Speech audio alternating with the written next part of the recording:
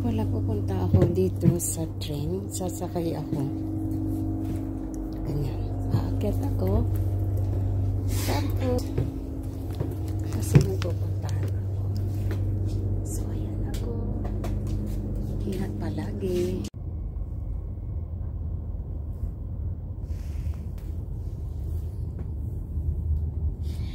Ako lang na naman ang naiwan dito sa train. So, ayan, tingnan nyo.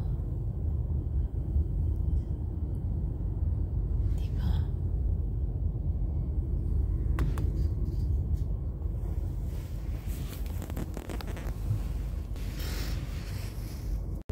Ayan, bababa na tayo. Sabi ng bababa na raw. So, ayan. Sana ba sila? So, ayan na. Nasa labas na ako.